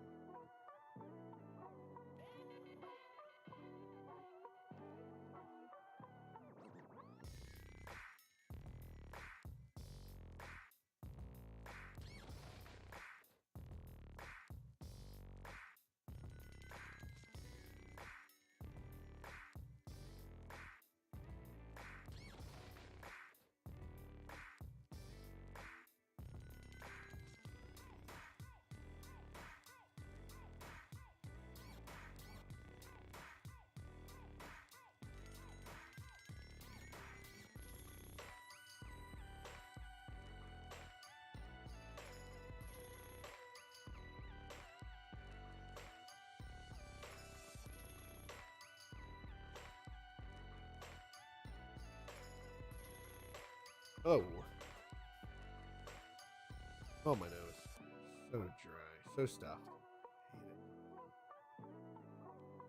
Hate it. Who Framed Roger Rabbit? Oh, yeah. And Gamergate Part 2. Former Biden Disinfo Board Director Nita Jankowicz likes Twitter thread blaming Gamergate for almost everything terrible that has happened in the past several years. Look at that. Gamergate just pops up everywhere. That's what I mean. Even the disinformation board lady, the lady who's in charge of Minitrue. Nina Jankowicz, the online researcher who up until its recent dissolution was set to serve as the director of the Biden administration's Disinformation Governance Board, appears to have thrown her support behind the exasperated and the paranoid rhetoric that Gamergate is to blame for the most of society's current ills. I like that. You're paranoid. No, you're paranoid. No, you're paranoid. Maybe you're both paranoid, or maybe neither of you are paranoid. Maybe you're both right. Maybe what the bad things they're witnessing are happening. Maybe the bad things you guys are witnessing are also happening, and maybe it really is being all perpetrated by the government, but you're all too stupid to figure that out on your own. I'm not here to tell anyone anything. I just think it's weird that both sides are like, it's the government, but it's your government. It's like, no, you idiots, it's your government. You voted instead of not voting. Yeah, but my team didn't win. You still voted. Don't vote. Sit at home. Here's my official portrait to grab your attention. Don't worry. You got people's attention. A self-proclaimed disinformation expert, Jankowicz, was announced to lead what would have essentially been the Biden administration's Ministry of Truth, Minitrue. Alongside the board's official reveal on April 28th, serving the role for roughly 3 weeks until voluntarily resigning after the board's activities were put on hold. She was fired. She wasn't... I thought she was fired. I swear she was fired. Seemingly unwilling to reflect on how the entire endeavor was a flawed and partisan effort from the start, or her own history of attempting to muddy the waters of truth, most notably, a resounding denial of the Hunter Biden laptop story, led to the imminent downfall of the board. Jankowicz appears to have instead placed at least partial blame on that favorite scapegoat of dishonest media actors, Gamergate. There it is. It's because of the Gamergaters that I can't keep my job. They did this to me. On May 20th, just 2 days after issuing her resignation, eagle-eyed Twitter users observed that Jankowicz had liked a thread from behavioral scientist Dr. Caroline Orr Bueno. Wherein the noted online personality opined, I feel like calling Gamergate. What? I feel like calling Gamergate. Let me read the whole thing. Maybe that helps. Feel like calling Gamergate relegates it to the domain of gaming when it really was the kickoff of basically all the awful things in media, social media, culture, tech, business that are still going on today. What a dumb thing to say. Yeah, I was gonna call him an asshole, but I'm like, well, they're not really an asshole. They're just an idiot in this case. Not saying anything mean. They're not being mean to anyone. They're just being willfully It's all. What the hell is Gamergate, and how could it do that? I thought it had to do with one journalist getting or giving favors in exchange for a game or something. I can't even explain it, to be honest, because of how stupid the situation was. But it was a journalist who messed up royally. It apparently wasn't the only time they had messed up. And it showed how journalists just can't be trusted. I don't know how. The reason it's because that, you know what should have proved that journalists can't be trusted? Journalism's been around for more than like it's print journalism. What? It's like it's gotta be at least 200 years old. You'd have your little town crier buddy. Right. Print journalism.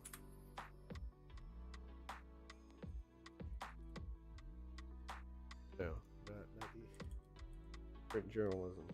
How old is it? 1704, some 80 years after the colony was established. Yeah, the first successfully regularly published newspaper didn't appear until 1784. So we're looking at like 1784. Right. Journalists have always been a problem. That's why there are movies that the journalist is sometimes the bad guy. They're not always the good guy. I respect some journalists.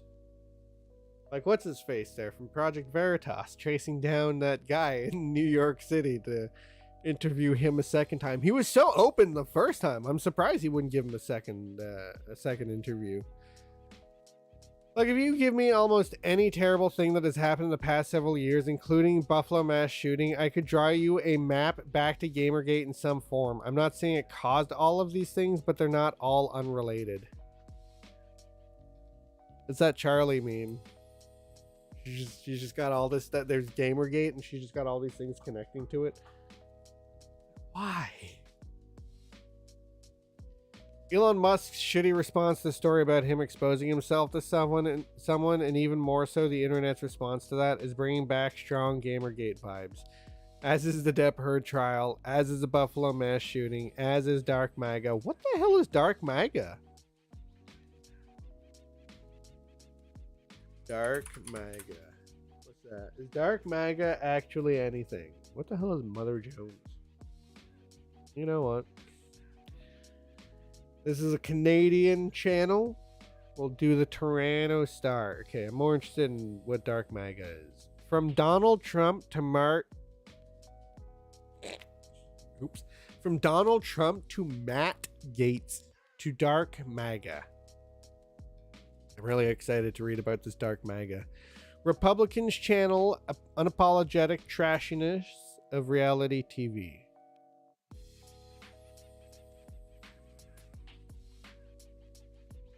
That's only because they're trying to get leftists who like to watch trashy reality TV. Like who do you think is watching Queer Eye or those drag queen shows? Not your wholesome Christian grandma. Well, maybe wholesome Christian grandma, but like your wholesome Christian couples who are like in their 30s with the guns and the arguments ready to go. Grandma's probably just like, damn, what are they doing?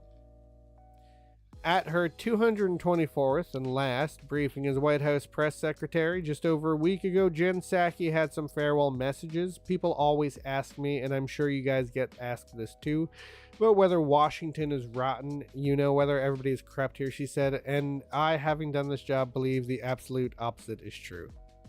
Oh. So you say that's the first nice thing I'm sure she said about Republicans. She thanked the members of the media for the job they did too. Thank you for making me better. And most importantly, thank you for the work every day you do here to make this country stronger. It would have been perfect if she just pointed at that little blonde guy. Except you. You made my life a living hell. You were like the Jim Acosta of my tenure. I did not appreciate that. Goodbye. And then she just walks off. Deucey. That's it. Deucey.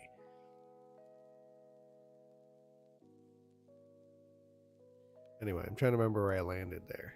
These comments and the entire briefing, in which she spent more than an hour talking about the detailed policy items, took dozens of questions, gently bantered with reporters. Is battered? She's just going around beating a couple of them in the heads, just talking to them.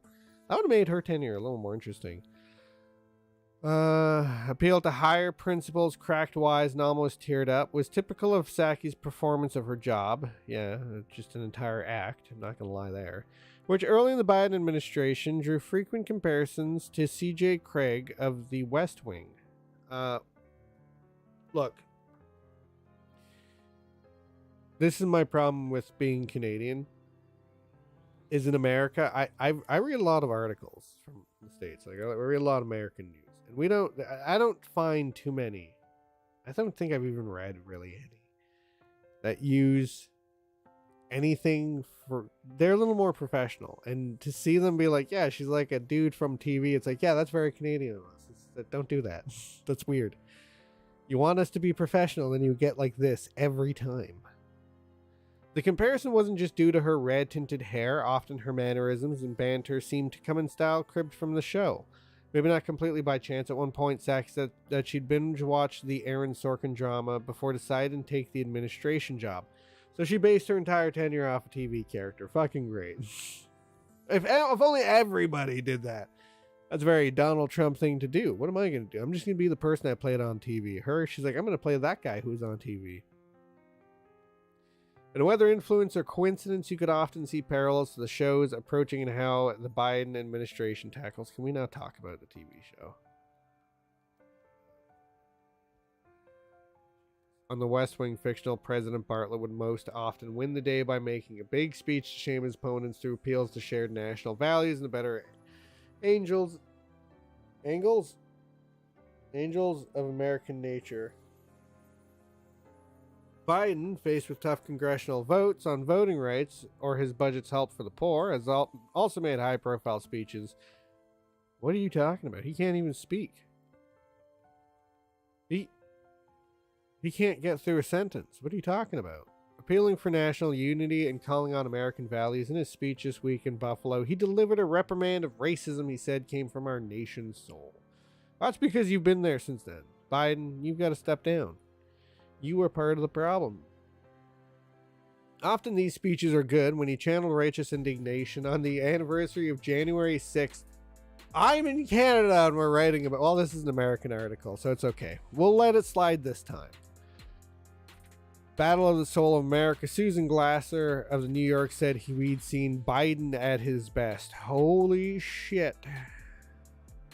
We don't even know what that looks like, do we? But in these situations, his best hasn't been good enough. Voting reforms didn't pass. Build Back Better died. Good. Donald Trump remains a towering figure in U.S. politics. The legacy of January 6th remains disputed. The battle for America's soul rages on. And Let's Go Brandon is lost. He's wandering the stage today, still looking for a hand to shake. Will he find it? For one thing, Biden is no Jed Bartlet as a speaker. No. Oh, wow. Hey, look, we're getting into something a little spicy from media, right? This is Toronto Star. I don't know where they lean. They're blue. Maybe they're conservative. Where were we? For another thing, I'm Bidening out here, man.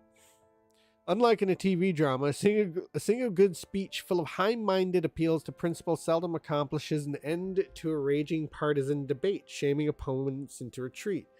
In this world, the president's opponents will not be shamed. They embrace shamelessness, wallow in it, celebrate. I was born in the shamelessness. I wallowed in it. Are Republicans about to vote in a furry?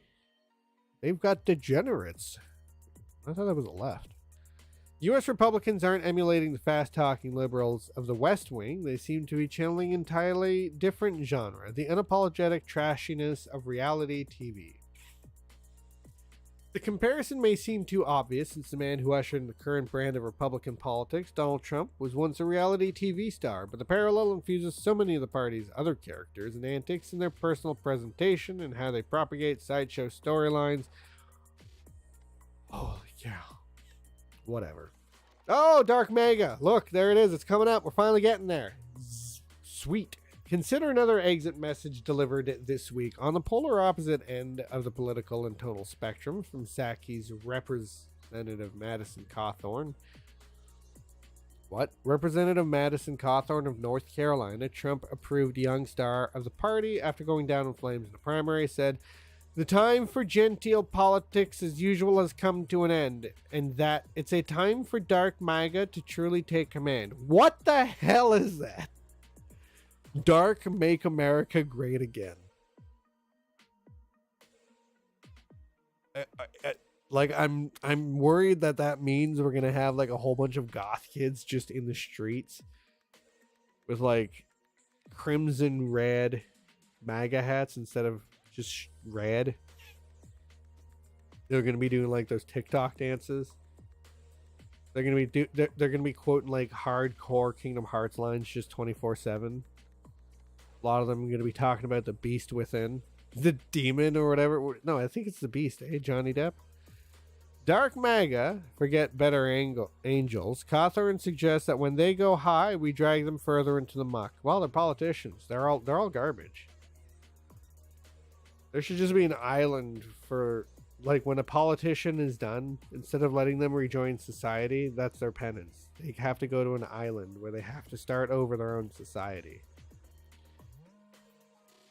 Or consider Cawthorn's entire career leading up to this point. His inspirational seeming biographical background marred by allegations and inconsistencies. His telling what the hell are they trying to say? Whatever. Orgies and congressional orgies and cocaine binges. His citations. What the hell? And that's not getting any Democratic voters to swap over? Wow. It's basically the... That's par for the course for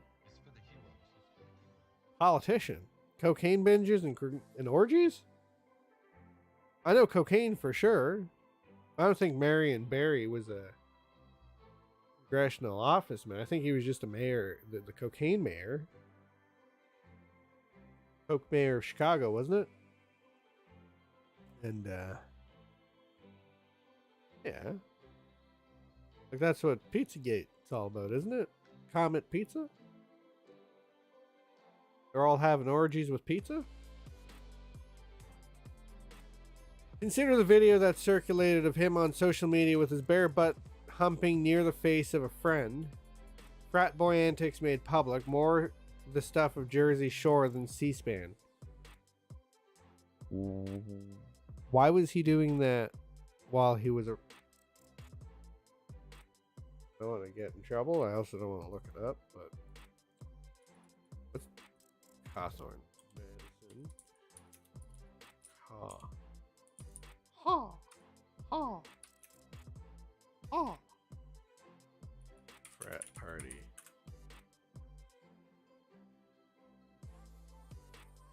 Oh yeah, this is the one I thought it was. Hilarious. They're going after this poor guy.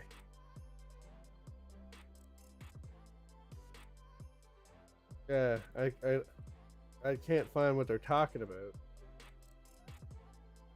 Not that it matters. Sweet Christmas. Oh no, never mind. Okay. Wait. Do you really think like whatever one of us wrote this, Canada, like congressional orgies? That should be like, hey, why y'all using your spare time to be doing this instead of doing actual work? But that's neither here nor there. Driving infractions, carrying weaponry into airports. It's not his fault his arms are that big. Consider the video that circulated of him. Oh yeah, I've already read that. It isn't just him. Representative Lauren Boebert owns a restaurant where the waitresses are armed and has tried to insist on carrying her gun into the Capitol. Or she once heckled the president just as he invoked the memory of his dead son. On Boebert's first date with... No, I'm sorry. You know what? If Biden cared about his dead son, he would get rid of the other son. At least until a proper investigation is undergone. Hunter has to go. If Hunter's there, he's disrespecting... Until this is done, he's disrespecting his son. On Boebert's first date with her future husband, she was arrested for exposing himself to two young women in a bowling alley. Oh, my God. That is so friggin' weird. But why is this a problem? Where the waitresses are armed. Imagine if these two girls were armed when he pulled out his dick.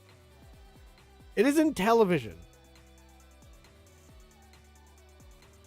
There's a reason. Here, the people that be in, on an idealistic TV drama, a few more big speeches would be in order. But here, the people they'd be intended to appeal to aren't interested in hearing them. They're watching an entirely different kind of TV show. This is written by a guy who watches too much goddamn TV. He covers U.S. politics and current affairs. Wow. This was...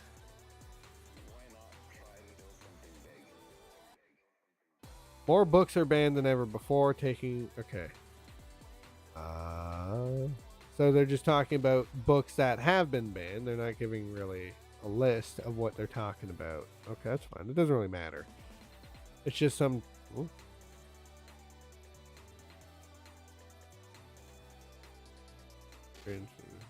New Orleans. Well, that would depend on what's in it. Level 2 readers.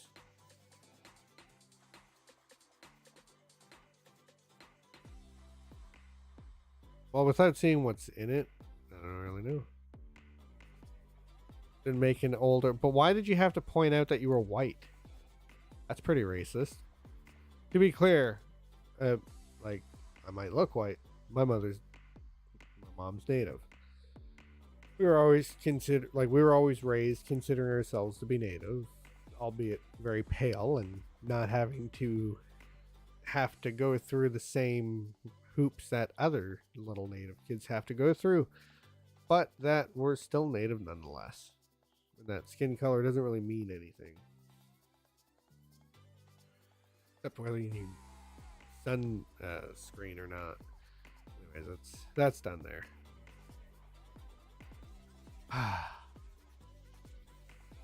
Think, yeah.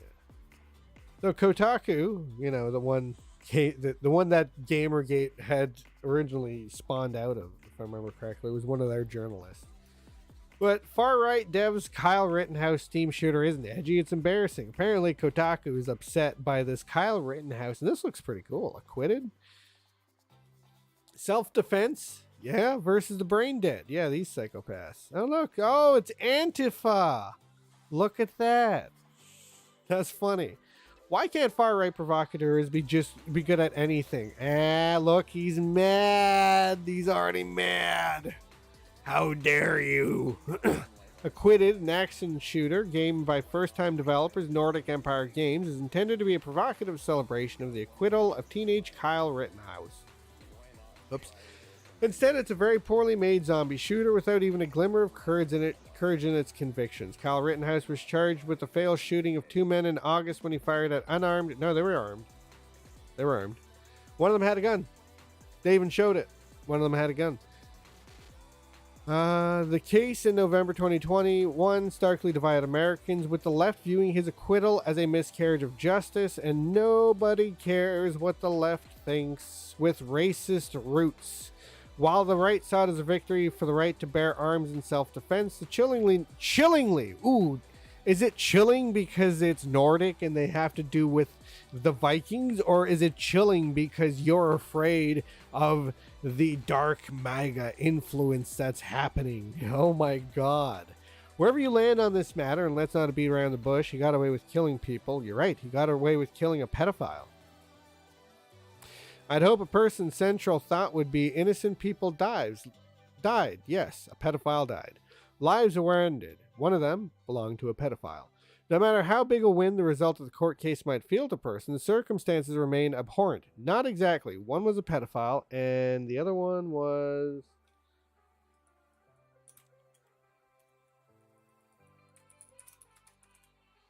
One minute.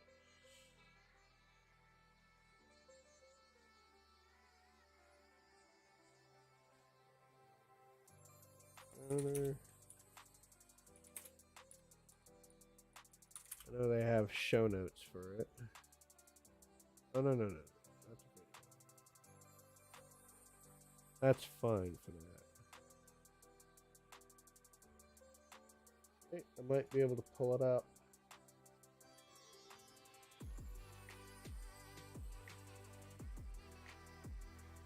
Kyle Rittenhouse.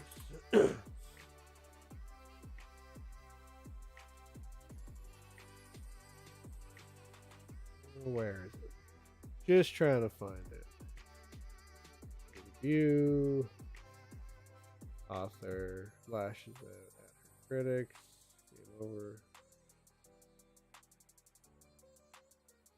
Video.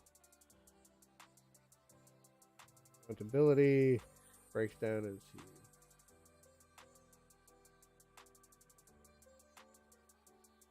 Oh. These are some show notes. I think this was it.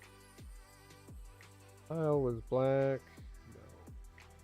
Greek, Waukesha. Oh yeah, that was the other thing. I know one was a pedophile, and the other one was. I think he was guilty of what they're trying to say Johnny Depp was guilty of. I think. I don't remember. I think he was a woman beater though.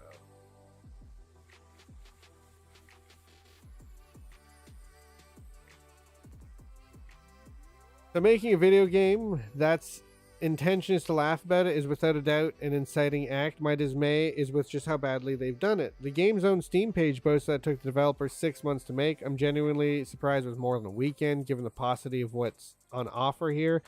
A top-down twin-stick shooter. To be clear, you should never use words. And if you're saying, well then, if you can't understand... You should always use words that that the normal person shouldn't have to look up. But, you know, and I don't know every word out there. I only know what at the start of my GM book. Given the paucity of what's on offer here, a top-down twin-stick shooter set in a single location, a car park outside a courthouse, in which you fire at AI-free crowds of incoming zombies. You do this over and over and over, and then it ends. You mean like every other video game? Each new level has slightly harder enemies, maybe some bosses, but is otherwise identical to the last. Movement is clumsy.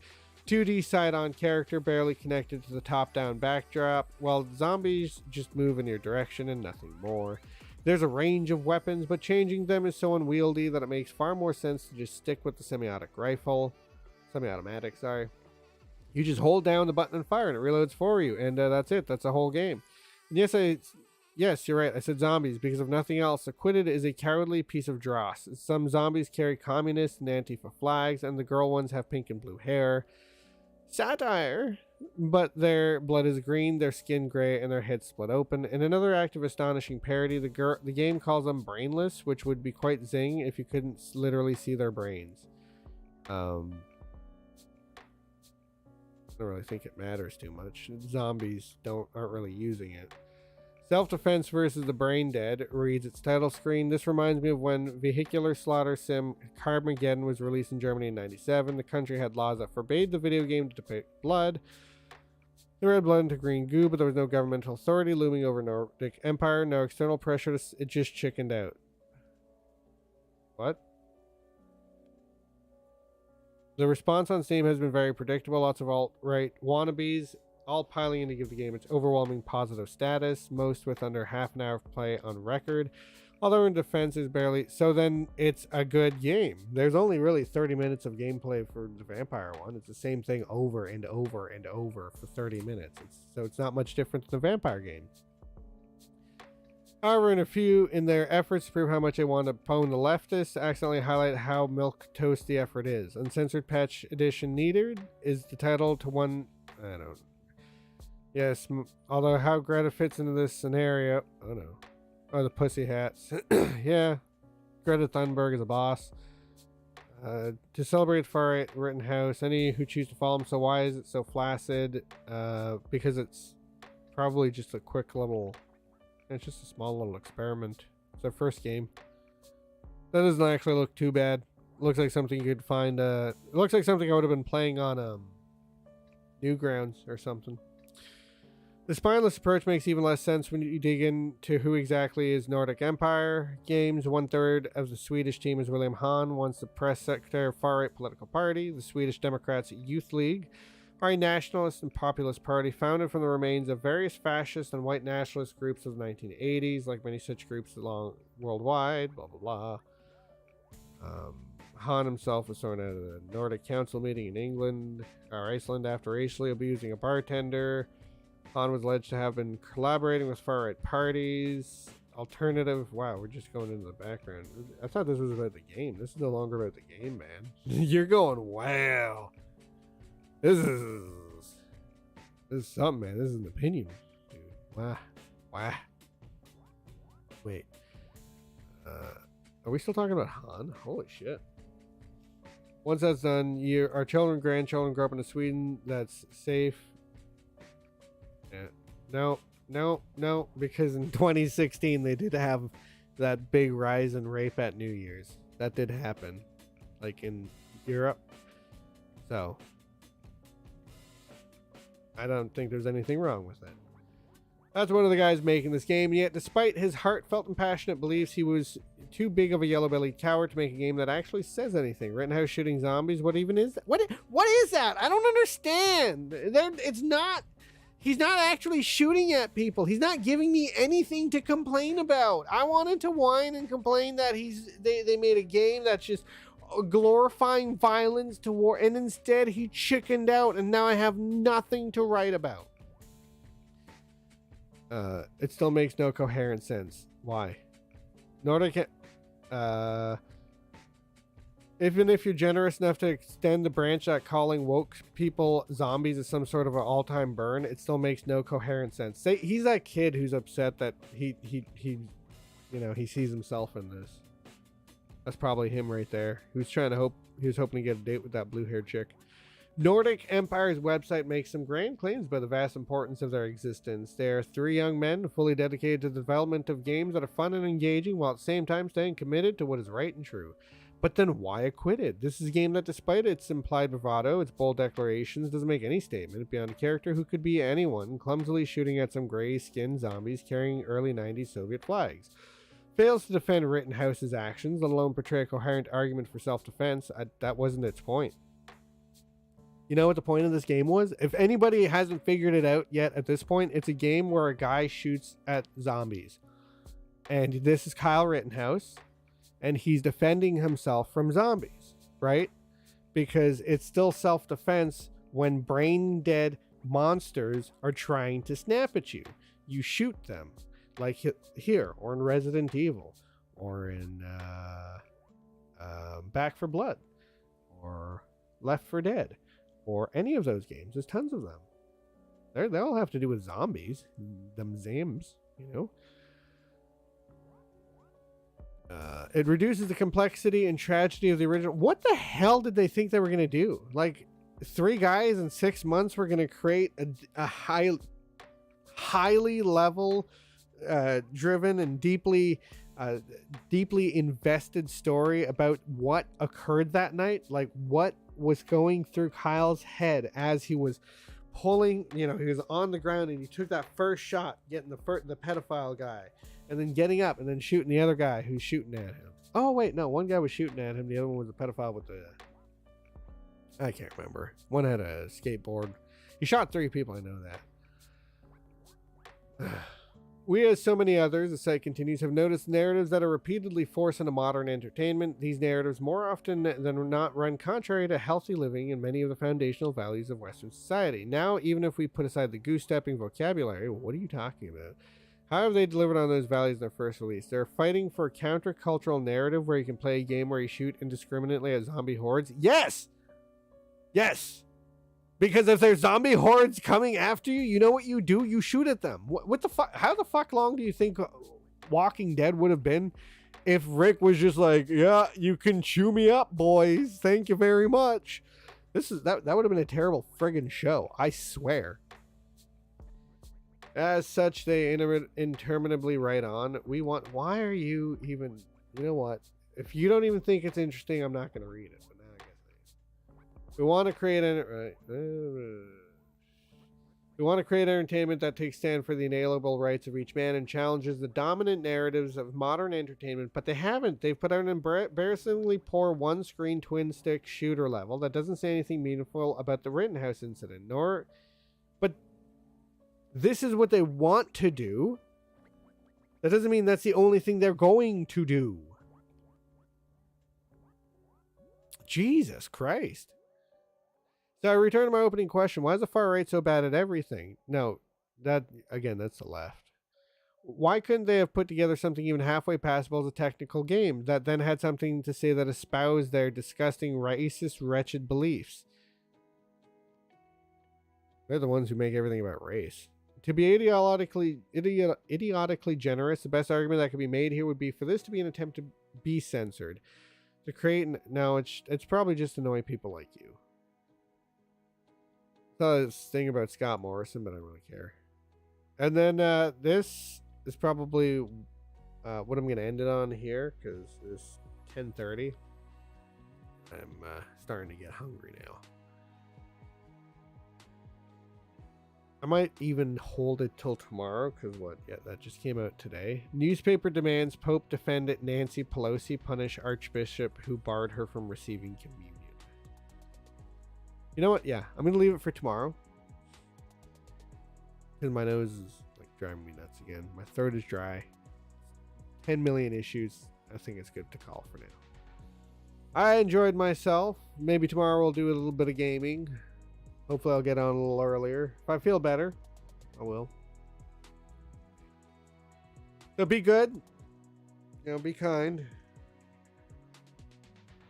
I'm just tired. I'm sorry. Be good. Have fun. I don't have any real closing words. Go watch a good movie. If you want something fun to watch for tonight and you can't think of anything, on Netflix, it has all the Ghibli films. Go watch Porco Rosso. We're watching that. Probably going to finish it tonight. Anyways, be good.